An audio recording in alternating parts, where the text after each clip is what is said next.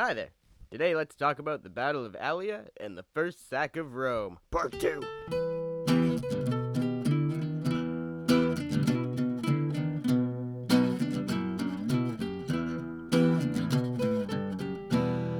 So, where we left off, the Celts/Gauls were hell-bent on sacking Rome, and Rome had just sent away its best general in exile. The Romans sent out a force, and we'll talk about the exact numbers of that force in a second, but just know they sent out a force about 11 kilometers north of Rome along a small river going into the Tiber.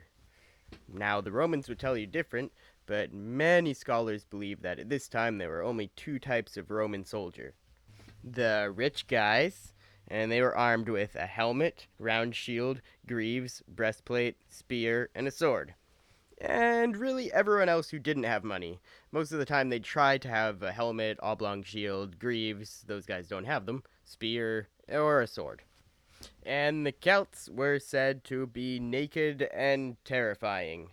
And since they didn't really leave any records describing their fashion trends in the 390s BC, we'll have to trust Total War to do them some sort of justice, and the Roman sources. Before I explain what happened in this battle, I can't explain what happened in this battle. The sources don't agree on anything. So what I'm going to do is tell you each source's version, and you can decide what happened. We'll start with Plutarch's account. It's really short, so why not? Seriously, he could have tweeted the thing, it's so short. It said there were 40,000 men on each side. So the Romans were camped along the river Allia, and the barbarians kind of just suddenly appeared and started running down the hills at them.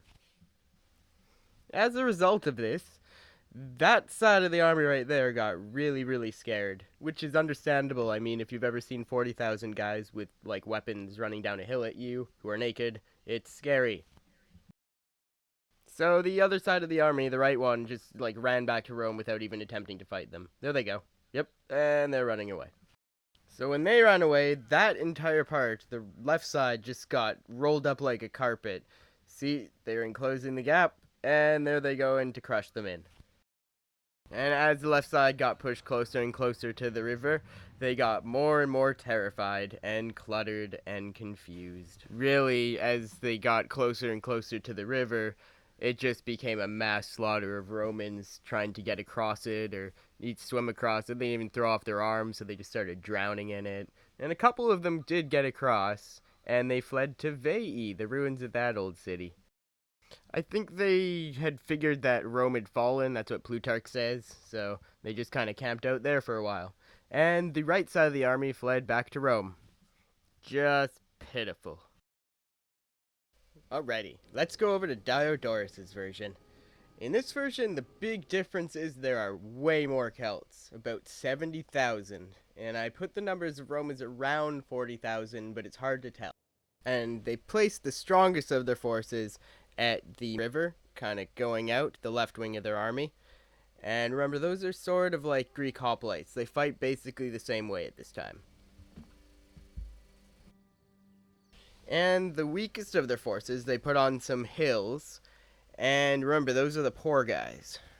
In this version, we're given a bit more information about where the Celts put their forces. And bad luck for the Romans, they put their strongest right here. I will say, Diodorus' version does sound more believable to me. Like, just the way the battle plays out just seems more likely to me. Another thing you see in Diodorus' version that you don't see in any other version is that the Romans charge. They try to fight back. And they don't seem to run away until after the fighting starts. There's no right side of the army just running away with an army right in front of them, because that's crazy. The right side of the army just gets cut up and pushed towards the left side, closer and closer to the river. So it's really more of a slow burn of terror from the right to the left as the army starts getting more and more confused and running closer and closer to the river. Now, the last big difference in this version is as a result of the right side getting completely killed, there's not a lot of guys left to flee to Rome. So there are a couple guys that flee to Rome, but really not that many. Alright, let's go look at Livy's version. Okay, there are a lot of Celts in this version. Yes, that is a lot of Celts. Anyway, the Romans decided to put their strongest in the center, right here. Yeah, and they decided to put their weakest on the sides. But they spread them out, trying to make their line as big as the Celts, but they couldn't do that even, so they just spread out their lines, making them really, really weak. So Brennus noticed something too. The Romans decided to have reserves in this battle. This is the only version with reserves, but when he saw the reserves, he thought it must be some trick, so he told his men after they charged just to focus their attack really on that little ridge. So they did that, and then something weird happened. The whole left of the army ran straight towards the river in retreat. It sounds crazy and completely unbelievable, but that's what Livy says. So, while the whole left side is getting slaughtered in the river because they decided to run into a river, the whole right side just gets chewed up because that focused attack on the little reserves, and they run up the hill and kill all the reserves. Now, while all those treacherous poor people are fleeing in terror or dying, the rich people in the center kind of die in this heroic last stand as they're surrounded and slaughtered, one by one. And there's all three narratives.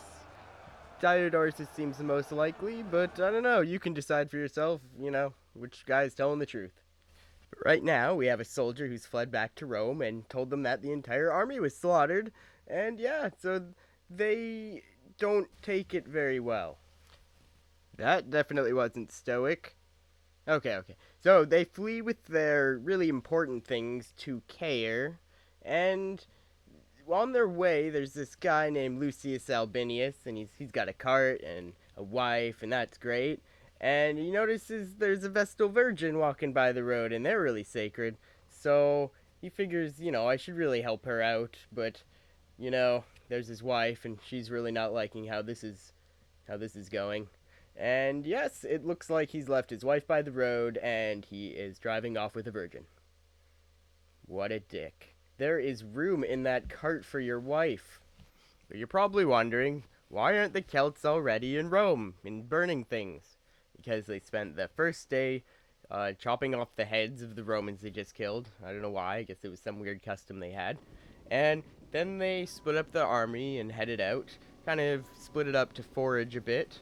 But the main force stayed together and marched on the road to Rome. Now, the largest of these foraging parties went to a little settlement outside of Rome called Ardea. Why is Ardea important? Because that's where Camillus decided to exile himself to. So there's this guy in the town, and he's trying to rally all the people and kind of get them to fight the Gauls that are about to destroy the town, but he's not really having much luck, and Camillus is just watching him, and he's like, this is just sad. I'm gonna have to take over. So he comes over and he does some epic rallying of the troops. Here he goes. That was solid. And yeah, he marches them out in a little night raid. And they go out to the Gaulish camp, or the Celtic camp. Either one. I kind of use both of those terms interchangeably, but it doesn't really matter. And they slaughter the crap out of them. But the big giant main force of the Celts isn't just standing there during all this. They come from Allia and they go down to Rome and they stand outside the gates. And they kind of suspect there'll be a trap or something in there. So they wait a little while and nothing really happens. They wait and then they decide it's been 2 days. So 3 days after the Battle of Allia, the Celts entered Rome. But we'll talk about that more next time. And believe me, you'll want to see it. There are geese that save Rome.